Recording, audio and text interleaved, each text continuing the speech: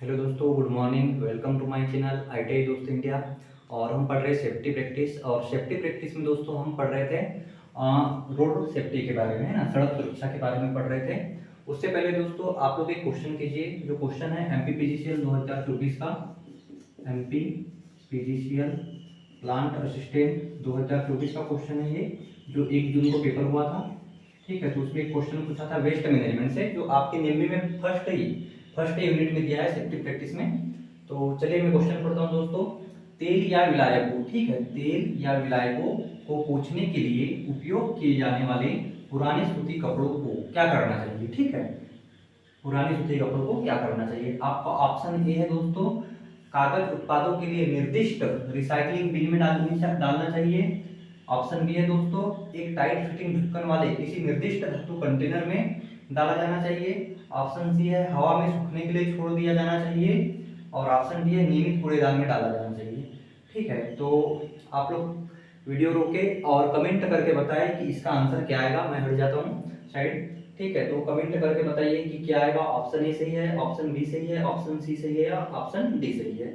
ठीक है, चलिए दोस्तों हम आगे बढ़ते हैं, अपना क्लास कंटिन्यू करते हैं। इसका आंसर वैसे आएगा दोस्तों, मैं बता देता हूँ। देखिए पहला ऑप्शन क्या कह रहा है, कागज उत्पादों के लिए निर्दिष्ट रिसाइकलिंग बिन में डालना चाहिए।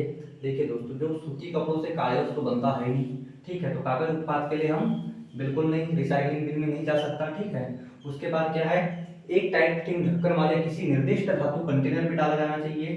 ये ऑप्शन हो सकता है। ठीक है, इसके बाद पहले आगे और पढ़ लेते हैं। हवा में सूखने के लिए छोड़ देना चाहिए। यदि हमने हवा में सूखने के लिए छोड़ा और उसमें क्या लगा है, ऑलरेडी तेल लगा हुआ है, यदि गलती से आग लग गई तो आग का खतरा बन सकता है। ठीक है, तो ये ऑप्शन तो नहीं हो सकता। और नियमित कूड़ेदान में डाला जाना चाहिए, नहीं दोस्तों, नियमित कूड़ेदान में नहीं डाल सकते। ठीक है, क्योंकि ये जो सूती कपड़ा है और इसमें क्या है, तेल और विलायक लगा है, इसमें आपके क्या रहेंगे, नियमित कूड़ेदान में हरे कचरे वगैरह जो रहते हैं, जो बायोडिग्रेडेबल नॉन बायोडिग्रेडेबल आपने पढ़ा होगा, तो नियमित कूड़ेदान में नहीं डाल सकते हैं इसको। इसका सही आंसर क्या हो जाएगा, एक टाइट फिटिंग ढक्कन वाले किसी निर्दिष्ट धातु कंटेनर में डाला जाना चाहिए। तो ये इसका सही आंसर था। तो इस टाइप से क्वेश्चन वेस्ट मैनेजमेंट में आ जाते हैं। और आने वाले MPTO, MPPGCL, MPLA में ऐसे एक क्वेश्चन आपको देखने को मिल सकता है। चलिए दोस्तों आगे बढ़ते हैं।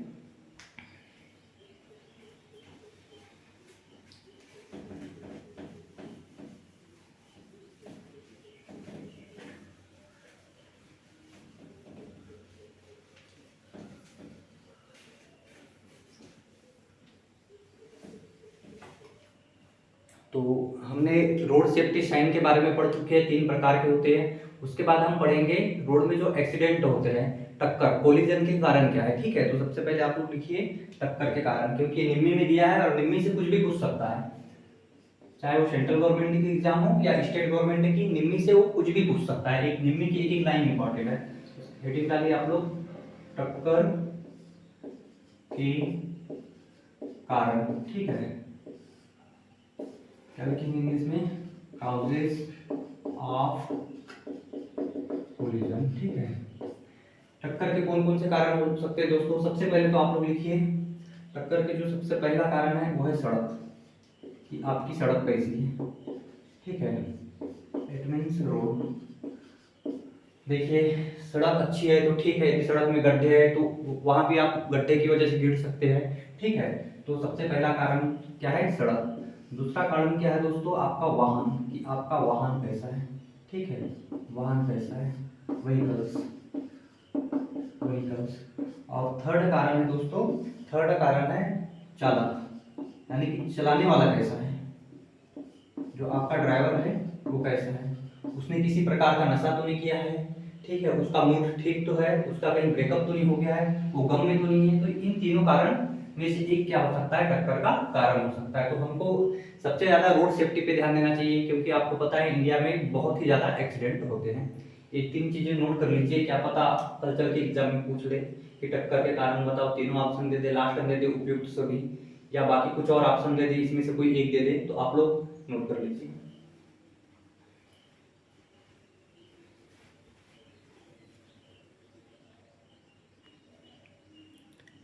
वीडियो रोक कर नोट करें दोस्तों आप लोग, नहीं तो टाइम बहुत लंबा चला जाएगा।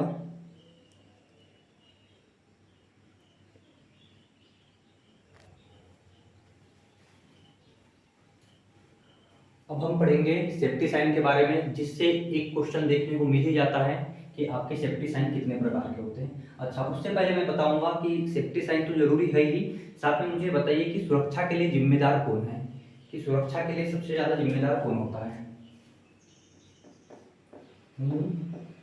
इज रिस्पॉन्सिबल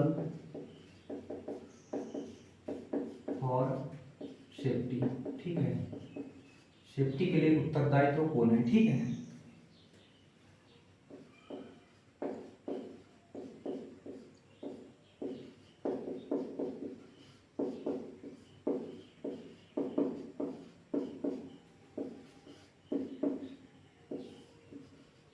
क्वेश्चन है निम्न के असाइनमेंट में, जो निम्न का नया वाला असाइनमेंट डाला है आप लोग डाउनलोड करिएगा, उसमें दिया गया है कि सुरक्षा के लिए उत्तरदायित्व कौन है, बताइए कौन है। देखो, एक होता है एम्प्लॉयर, एक क्या होता है एम्प्लॉयर, एम्प्लॉयर इसको हिंदी में कहते हैं नियोक्ता, क्या कहते हैं नियोक्ता, जो क्या करता है नियुक्ति करता है आपकी, जहाँ पे आप ड्यूटी करते हैं, ठीक है। दूसरा होता है एम्प्लॉय, यानी कि हम खुद, ठीक है। दूसरा क्या होता है एम्प्लॉय, इसको हम क्या कह सकते हैं कर्मचारी। तो आप बताइए इन दोनों में से सुरक्षा के लिए जिम्मेदार कौन है, एम्प्लॉयर जिम्मेदार है या एम्प्लॉय जिम्मेदार है, ठीक है। तो सुरक्षा के लिए दोनों जिम्मेदार हैं, बात, ठीक है, सुरक्षा के लिए दोनों जिम्मेदार हैं। एम्प्लॉयर किस तरीके से जिम्मेदार है, एम्प्लॉयर आपको पीपी उपलब्ध कराएगा, क्या कराएगा पीपी उपलब्ध कराएगा, ठीक है। और क्या कराएगा सेफ्टी, सेफ्टी एसेसरीज उपलब्ध कराएगा, ठीक है। उसके बाद आपके लिए सेफ इन्वायरमेंट बनाएगा, ठीक है, सेफ इन्वायरमेंट बनाएगा। और आप खुद किस तरीके से जिम्मेदार है, आपको उस पीपी को पहनना है, आपको जो एम्प्लॉयर ने जो रूल बना दिया है, ठीक है, जो सेफ्टी रूल्स है उसको फॉलो करना है, आपको क्या करना है सब रूल्स को फॉलो करना है। अब मान लीजिए यदि नियोक्ता ने आपको पीपीके दिया, जो पर्सनल प्रोटेक्टिव इक्विपमेंट है आपको एम्प्लॉयर ने दे दिया है, लेकिन एम्प्लॉय खुद उसको नहीं पहन रहा है, अब उसको करंट से शॉक लग जाता है या कुछ भी हो जाता है, तो इसके लिए कौन जिम्मेदार रहेंगे, आप खुद जिम्मेदार रहेंगे, ठीक है। यदि एम्प्लॉयर पीपी नहीं देता तो एम्प्लॉयर भी जिम्मेदार है। तो सुरक्षा के लिए कौन जिम्मेदार होता है, एम्प्लॉयर भी जिम्मेदार होता है, एम्प्लॉय भी जिम्मेदार होता है। जब सब स्टेशन में जो ऑपरेटर वगैरह होते हैं उनको आर्क सूट दिया जाता है, आर्क सूट दिया जाता है एक, ठीक है, पहनने के लिए, जो सब स्टेशन में काम करते हैं उनको पता है। तो दोस्तों मैंने देखा कि अधिकतर जो टेस्टिंग असिस्टेंट असिस्टेंट है, प्लांट असिस्टेंट है, ये आर्क सूट नहीं पहनते क्योंकि उनको थोड़ी बहुत गर्मी लगती है, और बिना आर्क सूट पहने ही ऑपरेशन करने के लिए चले जाते हैं। और जब फ्रेश होता है या करंट लगता है तो इनसे उनकी जान जो है यानी कि जोखिम में चला जाता है। तो जितने भी पीपीस रहते हैं उसका उपयोग जरूर करना चाहिए। आगे पढ़ेंगे दोस्तों पीपी के बारे में, ये आप लोग नोट कर लीजिए ग्रुप में।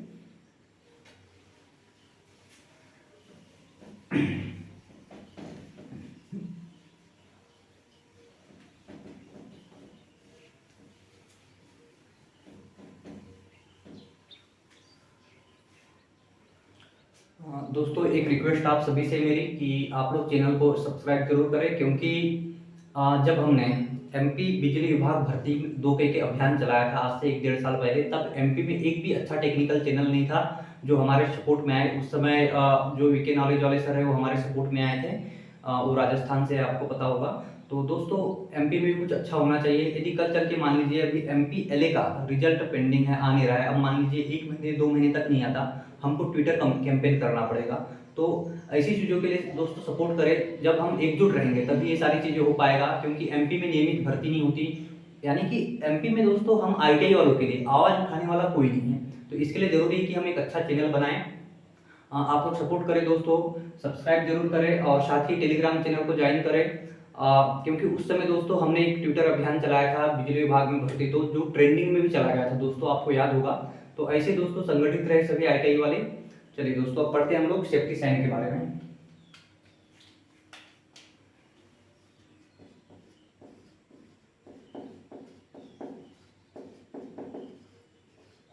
सेफ्टी साइन के बारे में देखो, ये मुख्यतः 4 प्रकार के होते हैं। कितने प्रकार के होते हैं, 4 प्रकार के होते हैं। मुख्यतः 4 प्रकार के होते हैं सेफ्टी साइन, आपको पता होगा। सबसे पहले हम पढ़ेंगे प्रोहिबिशन साइन के बारे में।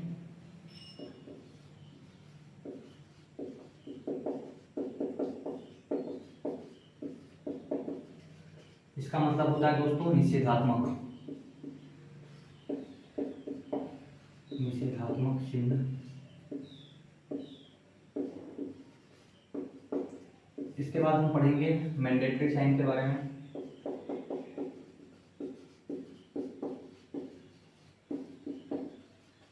मैंडेटरी इसका मतलब क्या होता है, अनिवार्य चिन्ह।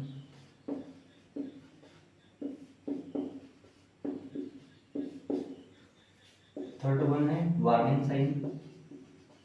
वार्निंग इसी को क्या कहते हैं, कॉशनरी।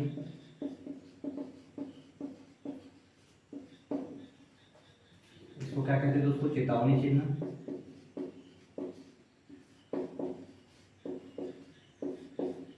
और चौथा है दोस्तों इंफॉर्मेशन साइन। इंफॉर्मेशन साइन सूचना देता है, क्या करता है, सूचनात्मक चिन्ह।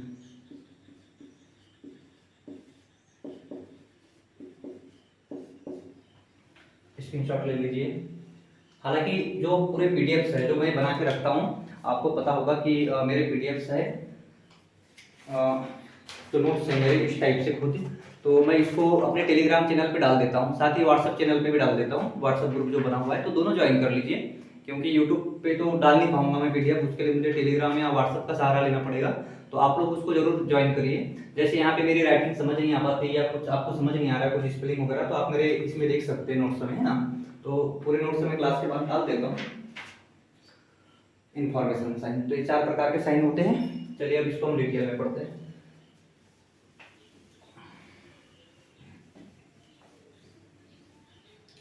सबसे पहले पढ़ेंगे हम प्रोहिबिशन साइन के बारे में। तो बात कर ली जाए इसकी शेप की। शेप का मतलब क्या होता है दोस्तों, आकृति। क्या होता है, आकृति। बहुत आईएमपी रहता है, ठीक है। पुराने बच्चों को पता होगा, जो नए हैं जस्ट अभी आईटीआई की है उनको बता दूं कि ये क्वेश्चन पूछा जाता है, और कई बार डीएमआरसी है, इसरो है, पूछा गया है कि बताइए कि निषेधात्मक चिन्ह का आकृति कैसा रहता है। तो ये कैसा होता है, वृत्ताकार। क्या होता है, वृत्ताकार, सर्कुलर। देखिए मैं हिंदी इंग्लिश दोनों में पढ़ा रहा हूँ, इसलिए क्योंकि बहुत से बच्चे जो मेरे साथ झारखंड से जुड़े हुए हैं, वेस्ट बंगाल से जुड़े हुए हैं, वो मुझे मैसेज करते हैं। कुछ बच्चे उड़ीसा से जुड़े हुए हैं कि सर दोनों लैंग्वेज में पढ़ाइए आप। क्योंकि मैं जब ग्रुप में क्वेश्चन जो हिंदी में डालता हूँ, तो कहते सर कि प्लीज़ इंग्लिश में भी डाला करिए, इसलिए अपन हिंदी और इंग्लिश दोनों लेके चलेंगे। तो जो शेप है कैसा रहेगा, वृत्ताकार रहेगा। यदि मैं इसकी कलर की बात कर लूँ, ठीक है, रंग की बात कर लूँ तो क्या रहेगा, रेड बॉर्डर। रेड बॉर्डर रहेगा दोस्तों, and cross bar. Red border and cross bar. Symbol जो रहेगा व्हाइट सिंबल रहेगा, व्हाइट सिंबल, ठीक है दोस्तों। नहीं, red border and cross bar, ठीक है। जो बॉर्डर और क्रॉस बार है वो रेड रहेगा, सिंबल जो रहेगा ब्लैक रहेगा। इसमें क्या रहेगा, ब्लैक सिंबल रहेगा। Red border and cross bar, black symbol, ठीक है। यानी कि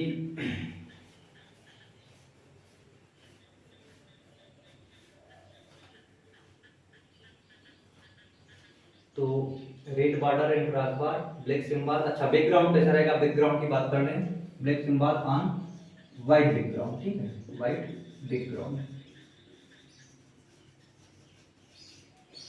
हम कह सकते हैं कि श्वेत पृष्ठभूमि पर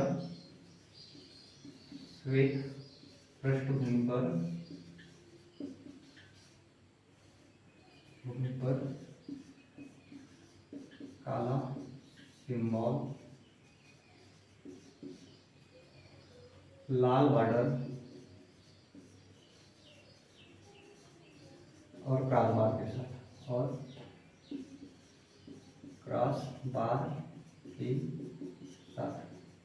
इतना लिखिए आप लोग। शेप हो गया, कलर हो गया, नेक्स्ट क्या रहेगा, मीनिंग की अर्थ क्या दर्शाता है। इसका जो मीनिंग रहेगा, ये भी क्वेश्चन में पूछा जाता है कि बताइए निषेधात्मक चिन्ह है उसका अर्थ क्या होता है, कि अर्थ क्या होता है, नाम में ही है नी, यानी कि नहीं करना है। क्या करना है, नहीं करना है। तो it's to must not be done, ठीक है, यानी कि ऐसा ना करें, यह दर्शाता है। क्या दर्शाता है, कि ऐसा ना करें। जैसे कि एग्जाम्पल देख लीजिए आप लोग,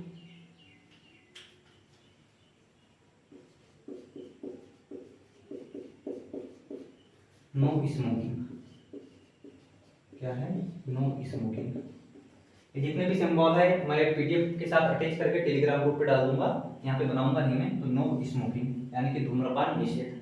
तो नो स्मोकिंग है, ये इस टाइप का रहता है, आपको पता होगा। एक मिनट अच्छे से बना देता हूँ।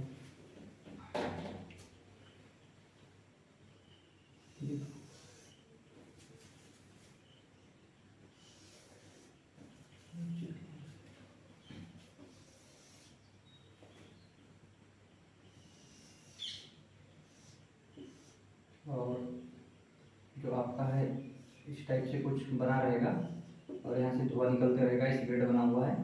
तो सिंबल जो रहेगा वो तो इसमें रहेगा, ब्लैक में रहेगा आपका, इसमें रहेगा, ब्लैक में रहेगा।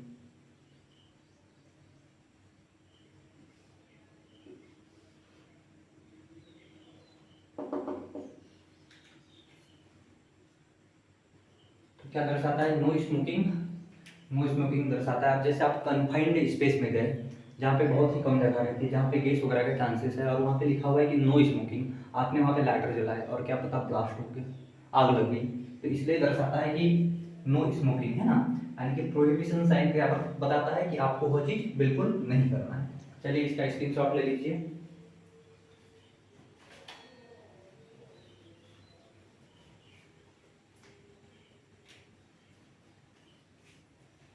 अब आगे बढ़ते हैं हम लोग।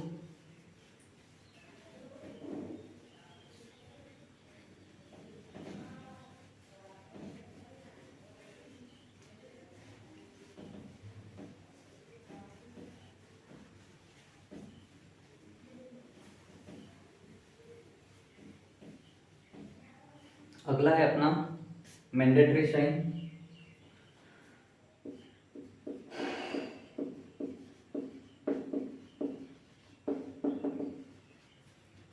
अनिवार्य चिन्ह, अनिवार्य चिन्ह, ठीक है, अनिवार्य चिन्ह है। इसका जो शेप रहेगा कैसा रहेगा, शेप बोले जाए तो आकृति वृत्ताकार रहेगा। बैकग्राउंड की बात करें,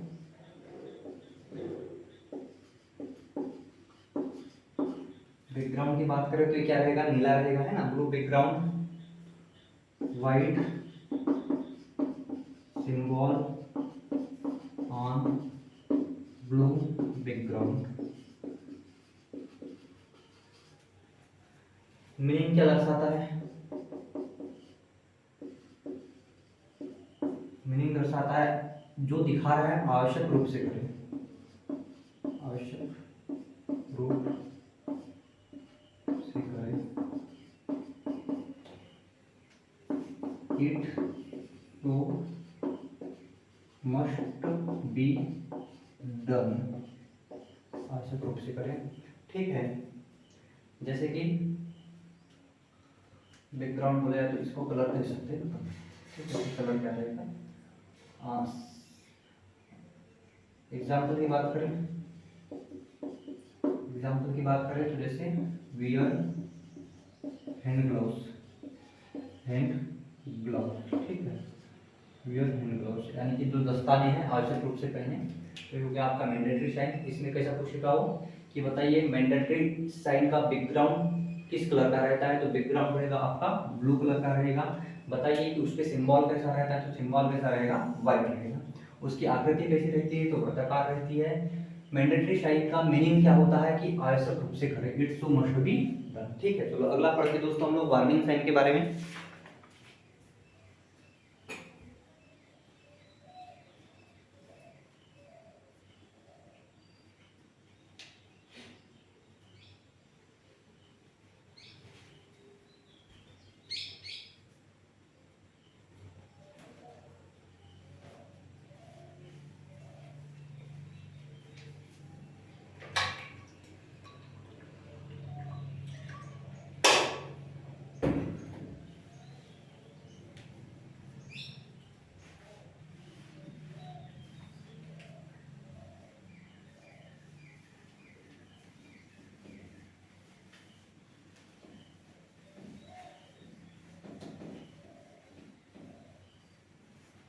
देखिए, सबको याद रखने की एक ट्रिक होती है और हर किसी का अपना एक ट्रिक होता है। जैसे मैं बताऊँ, मैं अपना बताऊँ, जैसे मैंने अनिवार्य चुना है, ठीक है। इसको मैंने किस तरीके से याद रखा हूँ कि इसके नाम में क्या आता है, नी आ रहा है, और नी आ रहा है, इसका मतलब क्या हो गया, नीला बैकग्राउंड। क्या हो गया, नीला बैकग्राउंड। ठीक है, तो आप लोग भी ऐसे अपने खुद के ट्रिक से याद रख सकते हैं कि किसी चीज को देखिए, पर हर कोई लेता है, लेकिन एग्जाम में ना इतना कंफ्यूजन होता है बहुत ज़्यादा। जब चार ऑप्शन सामने रहते हैं तो आपको भी बहुत कंफ्यूजन होता है, मुझे भी बहुत कंफ्यूजन होता है। तो एकदम सॉलिड तरीके से क्वेश्चन को याद रखना है। मेरे जितने भी दोस्त सिलेक्टेड हुए वो सब बताते हैं कि हमने अपने तरीके से क्वेश्चन को याद रखा है, जो पढ़ा है हमने अपने तरीके से याद रखा है। तो आप लोग अपने तरीके से याद रखिए, और कुछ अच्छा ट्रिक बनाते हैं तो मुझे भी बताइए व्हाट्सएप पे, टेलीग्राम पे, है ना। अब हम पढ़ते हैं वार्निंग साइन के बारे में।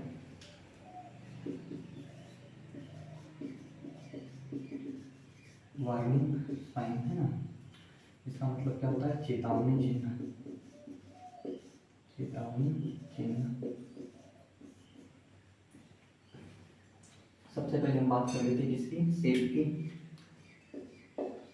जैसे शेप आकृति की बात करें तो मोस्ट आईएमपी कैसा होता है, त्रिभुजाकार। कैसा होता है, ट्राइएंगुलर। ट्राइएंगुलर त्रिभुजाकार होता है। इसके बाद हम बात कर लेते हैं कलर की।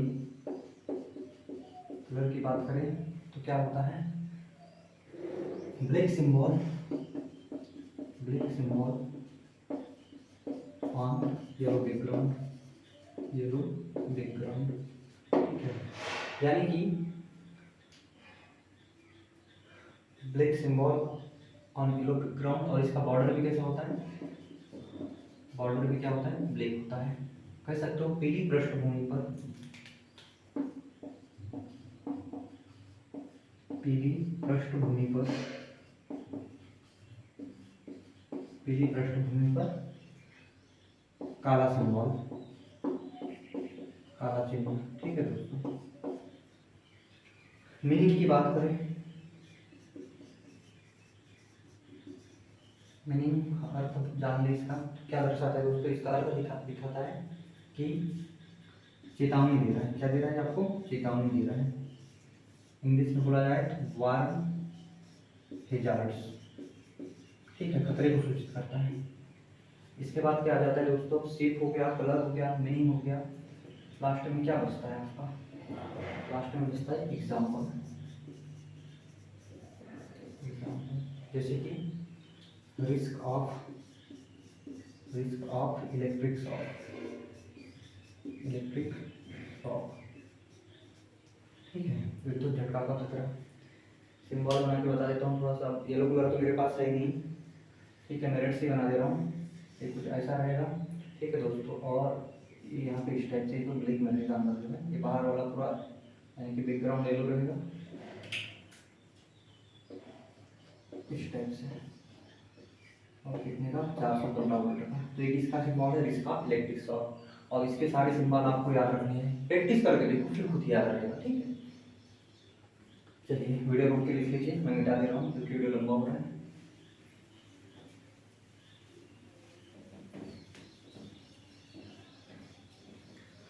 दोस्तों आज ही हमारा तीसरा लेक्चर है और कल मैं क्लास नहीं ले पाया था, लेकिन आप लोग अपने कोई कमेंट नहीं दे रहे, कोई सुझाव नहीं दे रहे कि क्या मुझे इम्प्रूवमेंट करना चाहिए, क्या नहीं करना चाहिए, धीरे बोलना चाहिए और स्पीड से बोलना चाहिए। आप लोग बता नहीं रहे यार, तो अपने कमेंट दो। आप लोग मुझे अपनी राय दोगे तभी मैं अच्छे से पढ़ा पाऊँगा और सुधार कर पाऊँगा अपनी क्लास में। क्योंकि मुझे कुछ ज़्यादा समझ नहीं आ रहा है, बस मैं कैमरे के सामने आ जाता हूँ और पढ़ाना स्टार्ट कर देता हूँ। अगला है इंफॉर्मेशन साइन। इंफॉर्मेशन साइन, सूचनात्मक चिन्ह, सूचनात्मक चिन्ह। सबसे पहले इसकी आकृति की बात करेंगे हम। अब देखो, जैसे मैंने उसमें लिखा दिया था आपको कि इसमें प्रोहिबिशन साइन में कि शेप, इसका मतलब क्या होता है, आकृति। ठीक है, छोटी चीजें है, बाकी बच्चों को बताने को नहीं लगता, लेकिन कुछ बच्चे कहते हैं कि सर इसका मतलब बताओ। तो जैसे उसमें मैंने बता दिया। अब हर हर हर इसमें मेरे को लिखने की जरूरत नहीं कि शेप का मतलब क्या होता है, आकृति होता है। तो इसकी आकृति कैसा होता है, स्क्वायर और ऑब्लॉन्ग। क्या होता है, स्क्वायर या ऑब्लॉन्ग होता है, ठीक है। इसका मतलब क्या होता है दोस्तों, स्क्वायर का मतलब क्या हो गया, वर्गाकार,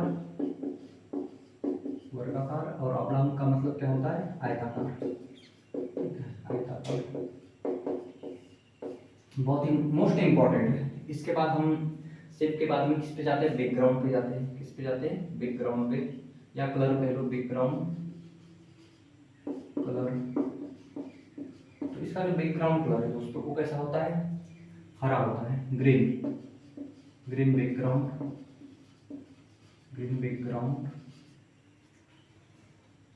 व्हाइट सिंबल, व्हाइट सिंबल, ठीक है। Green background, white symbol. एक चीज, यदि मैं यहाँ इंग्लिश में लिख रहा हूँ तो आपको पीडीएफ में हिंदी में भी लिखा हुआ मिला है, ठीक है। तो हरे पृष्ठभूमि पर सफेद सिंबल रहेगा। मीनिंग क्या दर्शाता है इसका, आपको मीनिंग क्या दर्शाता है, मीनिंग दर्शाता है सुरक्षा सामग्री प्रदर्शित करता है। क्या करता है, सुरक्षा सामग्री प्रदर्शित करता है,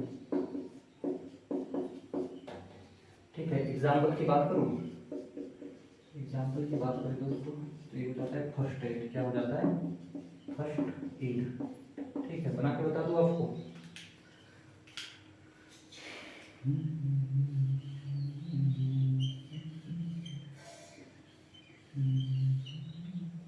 ये जो रहेगा आपका पूरा, ये ऐसा इस टाइप से ये पूरा हरा रहेगा, ये जो रहेगा हरा रहेगा, ठीक है। इसके बाद ये जो रहेगा ये हरा रहेगा पूरा, और ये जो रहेगा वो क्या रहेगा, हरा रहेगा, ठीक है दोस्तों। तो बाकी बीच में क्या रहेगा, वाइट सिंबल रहेगा। तो ये क्या है, फर्स्ट एड पॉइंट, क्या है, फर्स्ट एड पॉइंट, ठीक है। तो हमने अपने 4 सेम बिल्कुल कंप्लीट कर लिए है, आपको दिखा देता हूँ। ये देखिए, ये इस टाइप का रहेगा, आपको दिख रहा होगा यहाँ पे, है ना। तो ये मैं डाल दूंगा अभी और टेलीग्राम पे डाल दूंगा, है ना।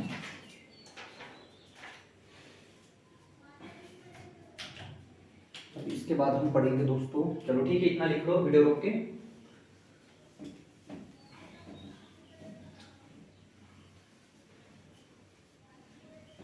आज 30 तारीख है, 30 अप्रैल 2025, और दुआ करो दोस्तों कि आज एमपीएलए का रिजल्ट आ जाए, क्योंकि उन्होंने बोला था जब इंदौर एचआर से बात हुई थी तो अप्रैल के लास्ट वीक में डाल देंगे। अब लास्ट वीक क्या, आज ही लास्ट डे है अप्रैल का। अब देखो, अब हम बात करेंगे फायर।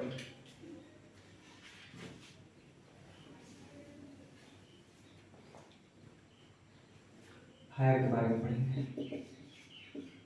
आग, वही आग जो सबके अंदर लगी है कि नौकरी चाहिए, है ना।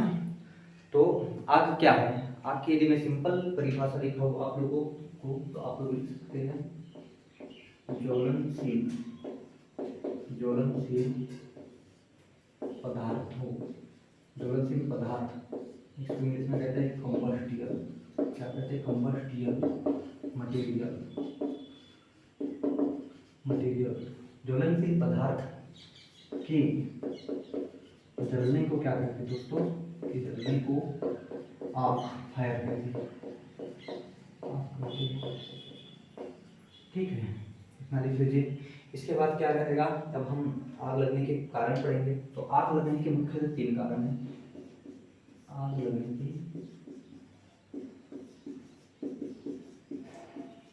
3 कारण हैं। कौन कौन से कारण हैं आपको पता होगा। सबसे पहले आग लगने के लिए क्या चाहिए, यदि हम अपने घर में पुराने ज़माने में चूल्हा जलाते थे तो सबसे पहले उसमें क्या डालते थे, हम ईंधन डालते थे। ईंधन मिल जाए तो लकड़ी, तो सबसे पहले क्या चाहिए दोस्तों, ईंधन, ईंधन, ठीक है। सेकेंड नंबर पे क्या चाहिए उसको, उसको चाहिए उष्मा, यानी कि हीट, उष्मा, उष्मा कह लो या थोड़ा सा ताप कह लो, ठीक है। इसके बाद तीसरे नंबर पे क्या चाहिए, सबसे इंपॉर्टेंट चीज़ है ऑक्सीजन चाहिए। जलने के लिए क्या चाहिए, ऑक्सीजन चाहिए। आपने अपने 9th 10th में प्रैक्टिकल करा होगा कि यदि एक मोमबत्ती जलते रहती है उस पर ऐसे उल्टा गिलास डाल दिया जाता है तो बुझ जाती है, क्यों, क्योंकि उसको ऑक्सीजन सप्लाई नहीं हो पाता है ना। तो क्या चाहिए, ऑक्सीजन चाहिए।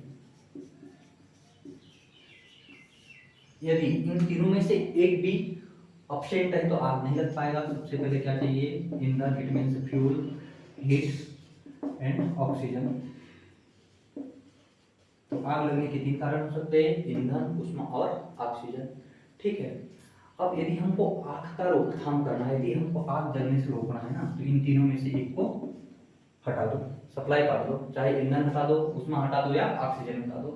तो क्वेश्चन आ सकता है कि आग रोकने के लिए क्या करना चाहिए, तो ईंधन, ऊष्मा और ऑक्सीजन की सप्लाई रोक देना चाहिए। ठीक है, अब हम आग बुझाने की बेसिक विधियों के बारे में पढ़ते हैं।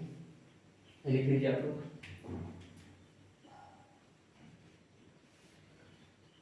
देखिए वैसे तो ना मेरे पास भी बहुत सारे पीडीएफ है, लेकिन जो अपना सेल्फ नोट्स बनाने में मजा आता है, बहुत सारे टीचर्स के वीडियो लेक्चर देख के, उसमें क्या होता है देखिए, एक बार आप लोग शांति से देख लीजिए, फिर जैसे मैं हट गया तो वीडियो रोक के अपने से नोट्स बनाइए, बहुत मजा आता है।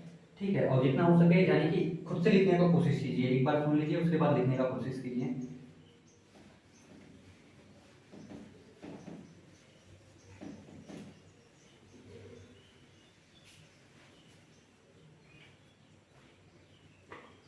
हाँ, बहुत इंपॉर्टेंट क्वेश्चन है, मैंने लास्ट ईयर सेल दुर्गापुर का पेपर दिया था।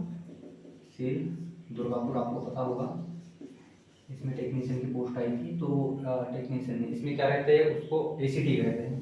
क्या कहते हैं, एसीटी, आईटी वाले को, और पॉली वालों को कहते हैं ओसीडी।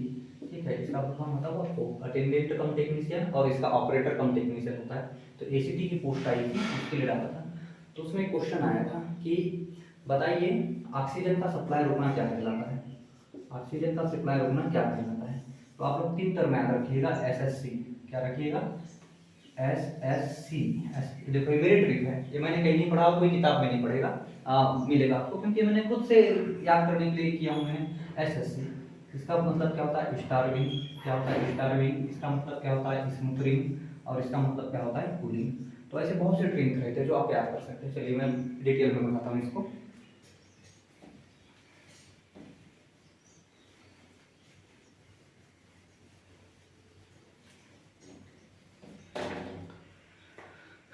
लिखिए दोस्तों, आग बुझाने की तीन मूल विधियां हैं।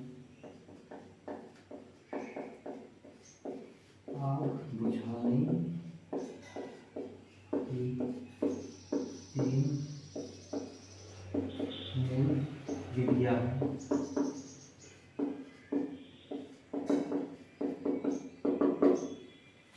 कौन कौन से है, सबसे पहले दोस्तों स्टारविंग।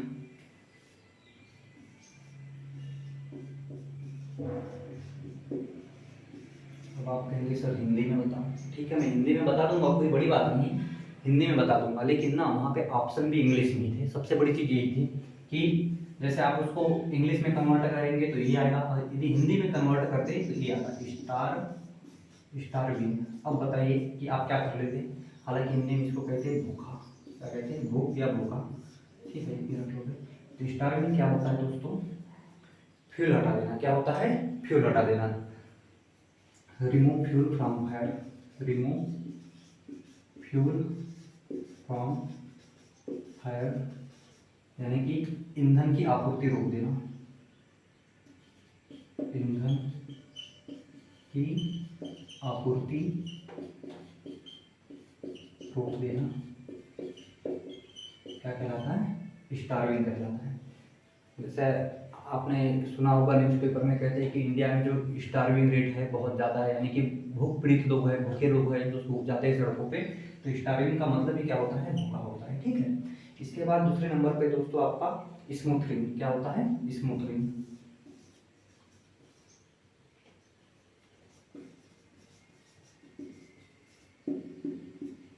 हिंदी में भी याद रखें, इंग्लिश में भी याद रखें, इसका मतलब होता है चिककरण। क्या होता है, चिककरण, चिककरण।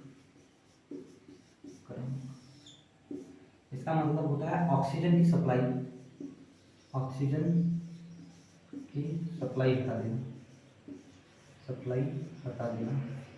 ठीक है, बहुत इंपॉर्टेंट है, याद रखिए। और निम्मी के असाइनमेंट में ये क्वेश्चन है, आपको पता होगा। जैसे अब हम ऑक्सीजन की सप्लाई किस तरीके से हटा सकते हैं कि हम रेत वाली बाल्टी देखे होंगे अपने स्कूल के बाहर, अपने आईटी के बाहर, तो रेत डाल देते हैं तो क्या होता है, ऑक्सीजन की सप्लाई रोक देता है, ब्लैंकेट डाल देते हैं, क्या डाल देते हैं, ब्लैंकेट डाल देते हैं। तो इस तरीके से हम लोग क्या कर देते हैं, स्मूथनिंग करते हैं, यानी कि ऑक्सीजन की सप्लाई हटा देते हैं। और थर्ड है कूलिंग। क्या है, कूलिंग। इसका मतलब होता है ठंडा, ठंडा करना। ठीक है, तो कूलिंग के लिए क्या करते हैं हम लोग, वाटर, है ना, use water to lower the temperature, use water to lower the temperature.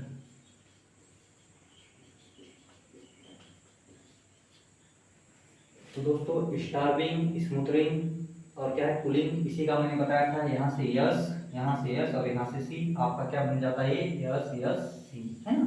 तो ऐसे याद रखेंगे आप लोग। और स्टार्विंग का मतलब होता है ईंधन की आपूर्ति रोक देना, उसको भूखा मार देना, भूखा बिल्कुल तड़पा तड़पा के मार दो। उसके बाद क्या है, स्मूथरिंग, ऑक्सीजन की सप्लाई हटा देना। और थर्ड क्या है, कूलिंग, पानी का उपयोग करना ठंडा करने के लिए, शीतलन करने के लिए। ठीक है, ठंडा करना, इसको आप और क्या बोल सकते हो, शीतलन बोल सकते हो आप लोग। चलिए इतना लिखिए दोस्तों।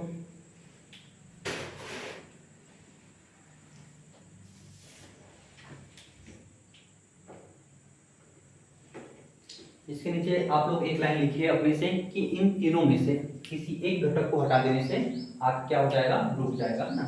इतना लिखो।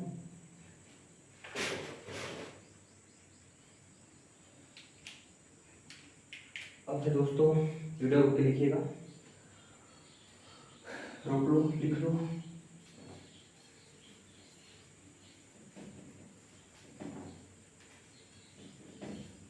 यदि आपको बैकग्राउंड वॉइस आती है तो थोड़ा इग्नोर कर दीजिएगा, अभी मेरे पास उतनी सुविधाएं नहीं है।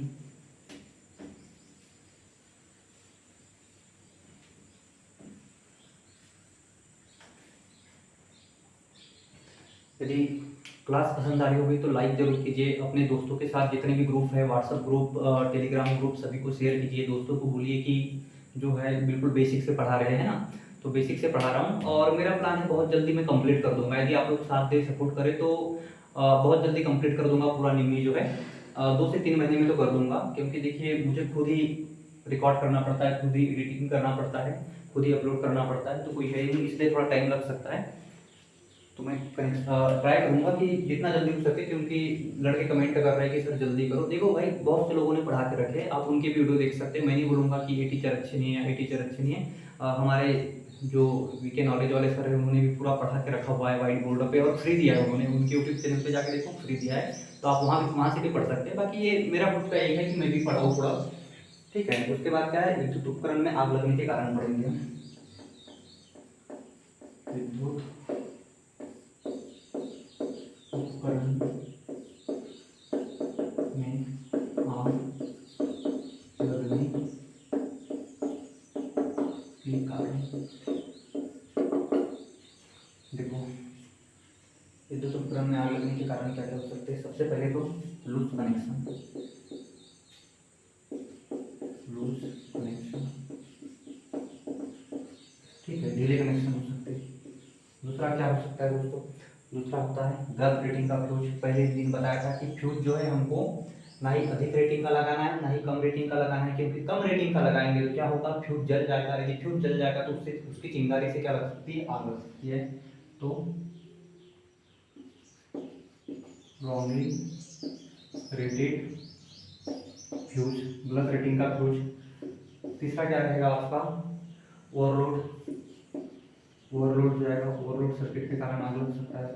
ठीक है, और चौथा क्या हो जाएगा, इंसुलेशन का खराब होना। किसका, केबल का, लिखो, केबल इंसुलेशन का खराब होना। तो ये 4 कारण हो सकते हैं विद्युत उपकरण में आग लगने के कारण, loose connection, wrongly rated fuse, overload circuit और केबल इंसुलेशन का खराब होना। इतना लिखिए आप लोग। विद्युत उपकरण में जो है और भी तरीके, पर ये 4 मेन है कि आग लग सकते हैं।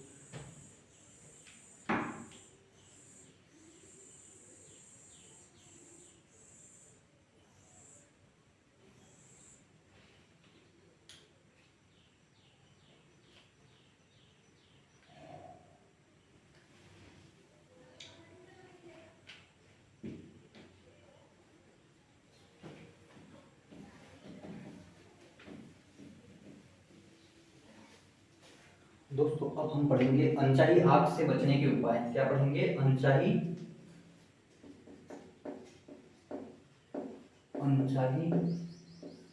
आग से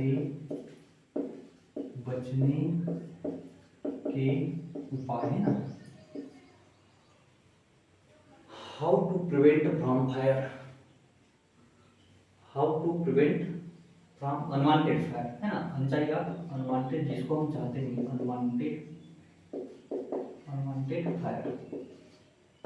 ठीक है दोस्तों, जिनको ज़्यादा हिंदी नहीं आती थोड़ा थोड़ा लिख देता हूँ। तो सबसे पहले लिखिए ज्वलनशील गंदगी,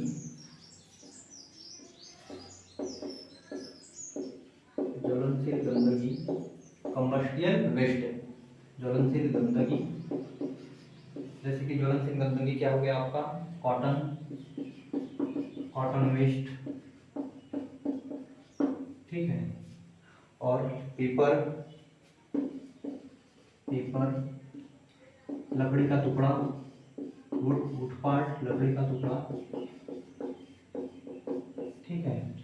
आदि को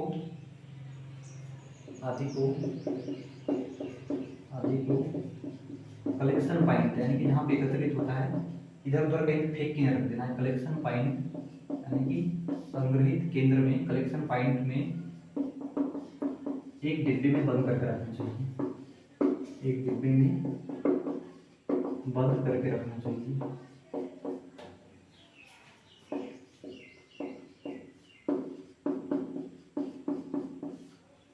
देखो, ज्वलनशील गंदगी, कॉटन वेस्ट, पेपर, लकड़ी का टुकड़ा आदि को कलेक्शन पॉइंट में एक डिब्बे में बंद करके रखना चाहिए।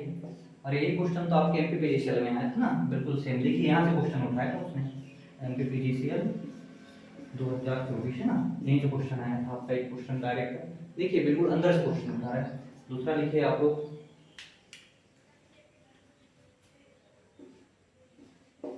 दिन में कार्य होने के बाद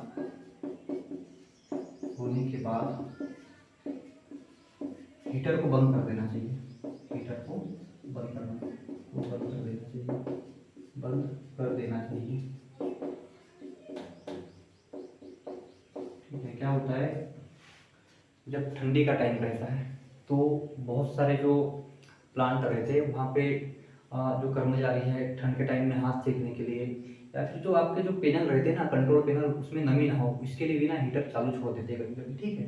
तो ये क्या कह रहा है कि जब कार्य हो जाएगा तो हीटर बंद कर देना चाहिए जब आप घर जा रहे हैं। कहीं कहीं ऐसा रहता है कि वर्किंग कल्चर 24 आवर का रहता है, तो वहाँ तो ठीक है कि 24 घंटे इंसान अवेलेबल है वहाँ पे। लेकिन कहीं कहीं वर्किंग घंटा, जो वर्किंग आवर है 12 घंटे का है या 8 घंटे का है, कि बस सुबह 10 बजे गए, शाम में 5-6 बजे घर लौटना है। तो जब आप घर लौटेंगे 5-6 बजे, तो आपको क्या कर देना है, हीटर को बंद कर देना है, खुला नहीं छोड़ना है जब किसी भी इंडस्ट्री में जाएंगे आप। उसके बाद क्या है दोस्तों, उसके बाद है ज्वलनशील, जो एकदम हाईली फ्लेमेबल रखते हैं, उच्च ज्वलनशील पदार्थ, उच्च ज्वलनशील पदार्थ।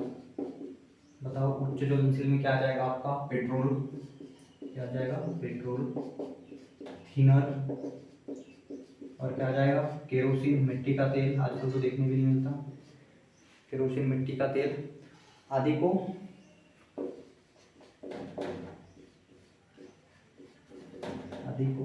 स्टोरेज एरिया में बंद करके रखना चाहिए, स्टोरेज एरिया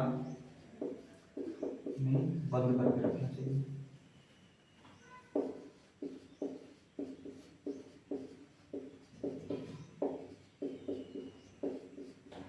ठीक है, इतना लिखिए, मैं साइड पे जाता हूँ।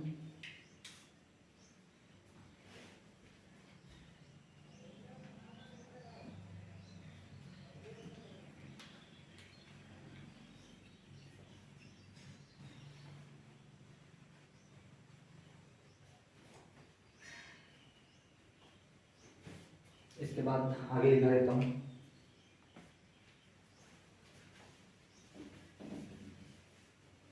ब्लू लैंप के बारे में तो पढ़े हो आपने, है ना। ब्लू लैंप से हम लोग सोल्जरिंग में उपयोग करते हैं, तो लिखो इसमें ब्लू लैंप तथा टॉर्च को उपयोग न होने पर उपयोग न होने पर बंद कर देना चाहिए। ग्लो लैंप तथा टार्च को उपयोग न होने पर बंद कर देना चाहिए। ठीक है, इसके बाद आप लोग लिखते हैं बंद कर देना चाहिए। तो इतने सारे तरीके की हम अनचाही आग से बचने के लिए उपाय कर सकते हैं।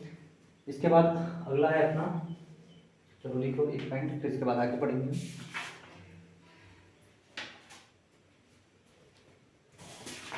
अब पढ़ेंगे दोस्तों most IMP topic, classification of fire, आग के प्रकार की।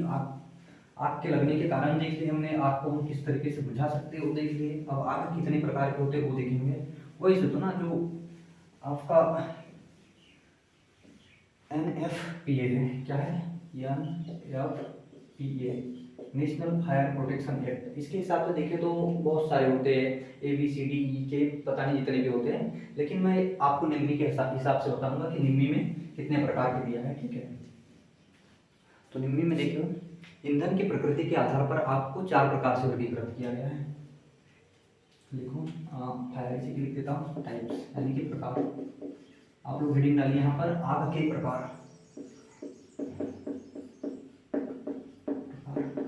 ठीक है, तो ईंधन की प्रकृति के आधार पर कितने प्रकार से किया गया है, 4 प्रकार से। 4 प्रकार से कौन कौन से? क्लास ए फायर, क्लास ए फायर, अब इसको हिंदी में मुझे नहीं पता क्या कहेंगे। दूसरा लिखो class B fire, class C fire और क्लास डी फायर। यानी कि आप लोग हिंदी में क्या कहेंगे का मतलब ऐसे याद रख सकते हैं कि वर्ग ए फायर। ठीक है, पर इससे बढ़िया तो ए है ना कि क्लास ही बोल दो, वर्ग ए, वर्ग बी, वर्ग सी, वर्ग डी, है ना। तो ये 4 प्रकार के फायर होते हैं। हम पढ़ रहे क्लासिफिकेशन ऑफ फायर। ठीक है, तो सबसे पहले लिखो क्लास ए फायर। क्लास ए फायर है ना, इसके लिए मैंने एक शार्ट ट्रिक बनाया है खुद से। ठीक है, क्या ट्रिक बनाया है मैंने इसके लिए? WPC। क्या बनाया है? WPC। इसका मतलब क्या होता है? वुड, पेपर, और क्या होता है? वुड, पेपर और ग्लास। यानी कि लकड़ी, कागज और कपड़े से लगने वाले आग किस में आते हैं दोस्तों? क्लास ए फायर में आते हैं, क्लास ए आग में आते हैं। ठीक है, अब इसका समन कैसे करेंगे हम लोग, यानी क्लास ए फायर को बुझाएंगे कैसे? समन, लिखो समन। इसका मतलब होता है दोस्तों एक्सटिंग्विश। तो इसका समन कैसे करेंगे दोस्तों? इसका समन करेंगे हम कूलिंग विथ वाटर। कैसे करेंगे? पानी से, cooling with water, cooling with water. ठीक है, जल से ठंडा करके ना। देखो पानी की फुहार, पानी की फुहार निचले हिस्से में, निचले हिस्से में, पानी की फुहार निचले हिस्से में दे तथा धीरे धीरे ऊपर लाए, धीरे धीरे ऊपर लाए। ये हमने पढ़े क्लास ए फायर के बारे में। आपको ट्रिक क्या बताया? WPC, वुड, पेपर, क्लॉथ, लकड़ी, कागज और क्या है? कपड़ा। इसके बाद हम पढ़ेंगे क्लास बी फायर के बारे में। ये मैं मिटा देता हूँ, आप लोग वीडियो रोक के लिखिएगा।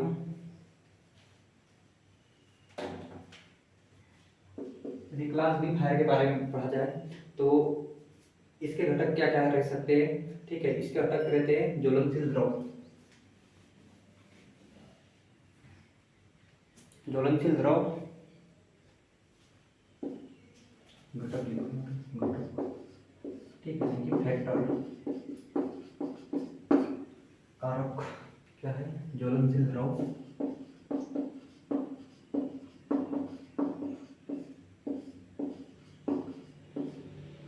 और ज्वलनशील गैस।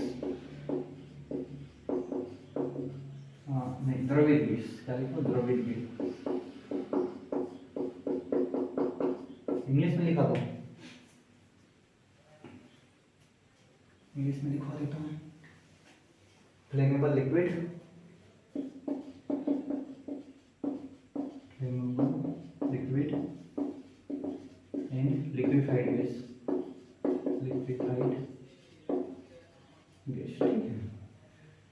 बुझाएंगे कैसे दोस्तों, इसको एक्सटिंग्विश कैसे करेंगे, बुझाएंगे कैसे इसको।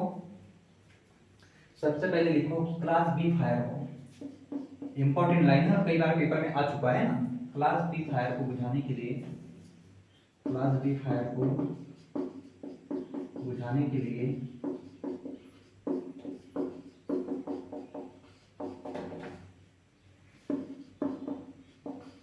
पानी का उपयोग बिल्कुल नहीं करना चाहिए, बिल्कुल नहीं करना चाहिए। क्लास बी फायर को बुझाने के लिए पानी का उपयोग बिल्कुल नहीं करना चाहिए, ये क्वेश्चन पेपर क्वेश्चन में आ गया है। क्योंकि देखो ये क्या है, फ्लेमेबल लिक्विड और लिक्विफाइड गैस है इसलिए, है ना। इसके बाद देखो ऑक्सीजन का सप्लाई रोक सकते हैं अपन, किसका सप्लाई रखते हैं, ऑक्सीजन का, बुझाने के लिए ऑक्सीजन का सप्लाई, ऑक्सीजन का सप्लाई रोक देंगे। और जब ऑक्सीजन का सप्लाई रोक देंगे तो उसको क्या कह देते हैं, स्मूथरिंग, स्मूथरिंग। तो निम्न में लाइन दिया है, यानी कि आप कह सकते हैं क्लास बी फायर को बुझाने के लिए स्मूथरिंग सबसे अच्छी विधि है। ये लाइन लिखो आप लोग कि क्लास बी फायर को बुझाने के लिए स्मूथरिंग सबसे अच्छी विधि है। अब इसमें जो अगला लाइन है आप लिखिए, क्लास बी फायर पर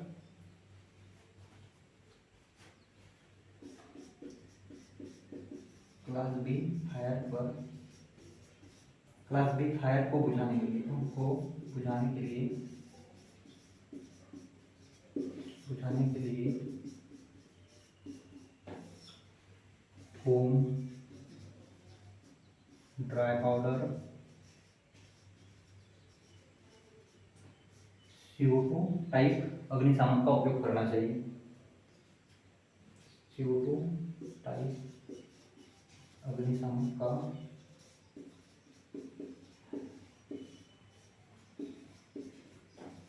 उपयोग करना चाहिए।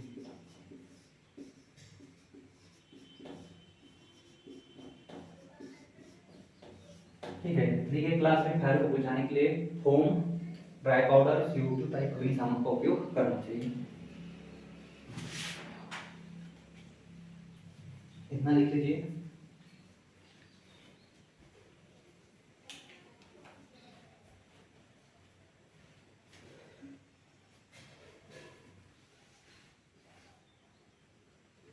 पढ़ेंगे क्लास सी फायर के बारे में।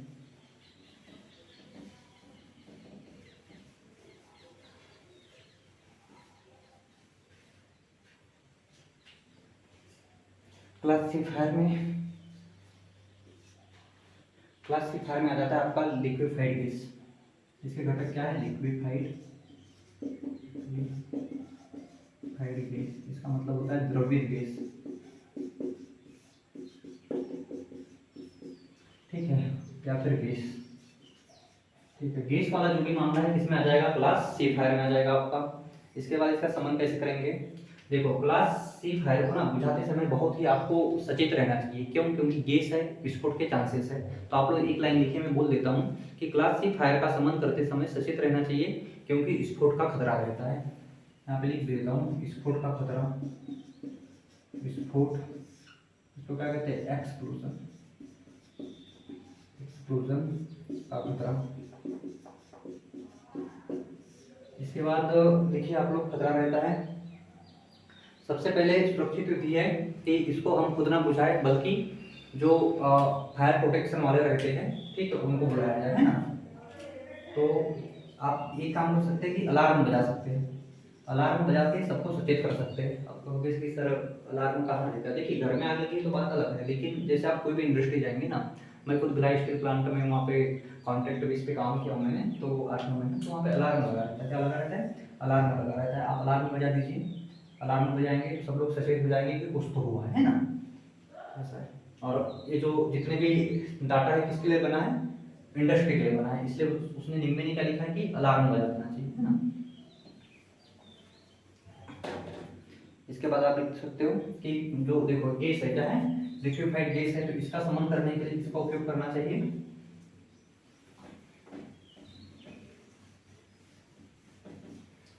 ड्राई पाउडर, ड्राई पाउडर अग्निशामक का। अब लोग लिखो कि क्लास से फायर को बुझाने के लिए ड्राई और फायर एक्सटिंग्विशर अग्निशामक का प्रयोग करना चाहिए। इसके बाद दोस्तों हम पढ़ेंगे क्लास डी फायर।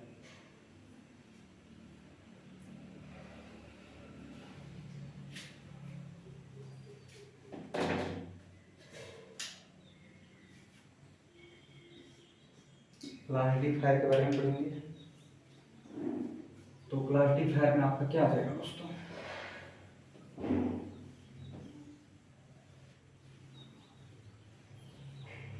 आप लोग, मैं फिर से बोल रहा हूँ कि वीडियो रोक के दिखा करें, नहीं तो आप कहेंगे कि आप वीडियो लिखने के लिए टाइम नहीं देते कहीं के, तो आप लोग वीडियो रोकिए और लिखिए। ऐसे में तो वीडियो बहुत लंबा बन जाएगा कि मैं लिखने के लिए टाइम देने लगा। तो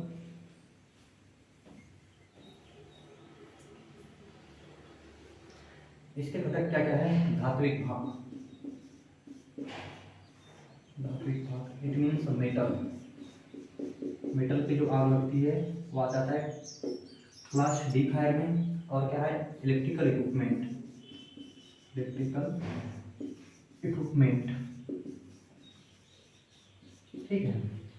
तो धात्विक भाग या इलेक्ट्रिकल इक्विपमेंट पे लगी आपको हम लोग क्लास डी फायर कहते हैं, ऐसा आप लोग लिख सकते हैं। पूरा लिखना चाहे तो इसका समन कैसे करेंगे, समन करेंगे विद्युत उपकरण में। आप देखो विद्युत उपकरण में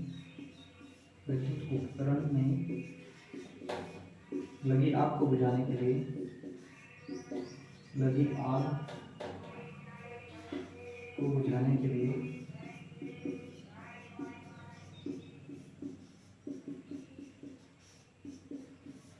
लगी आग को बुझाने के लिए क्या करते हैं, हेलोन, CO2, ड्राई पाउडर,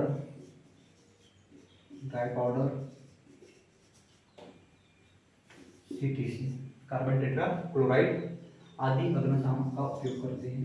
आदि अग्निशामक का, फायर एक्सटिंग्विशर अग्निशामक का उपयोग करते हैं,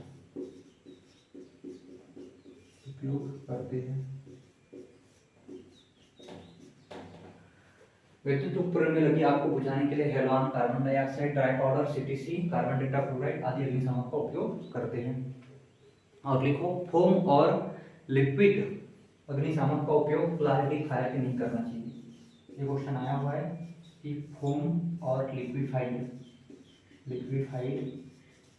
अग्निशामक का उपयोग, अग्निशामक का उपयोग, फोम लिक्विफाइड अग्निशामक का उपयोग क्लास डी फायर पे नहीं करना चाहिए। आप लोग लिखो,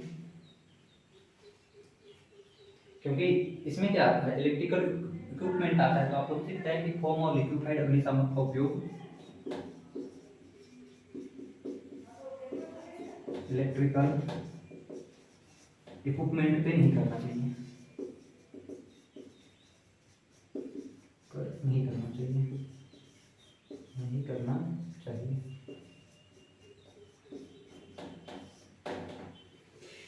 इतना लिख लीजिए।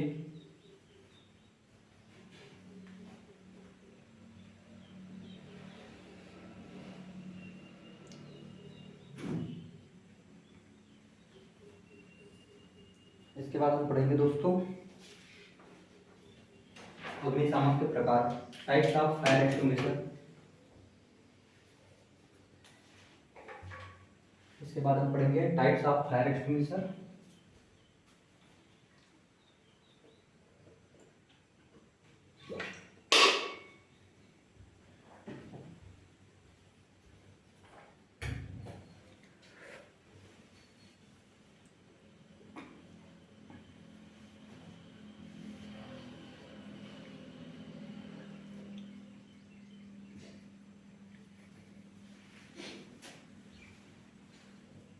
हाँ दोस्तों, वीडियो काफ़ी लंबा हो जाएगा, शायद बहुत लंबी क्लास हो गई क्योंकि कल नहीं हो पाया था।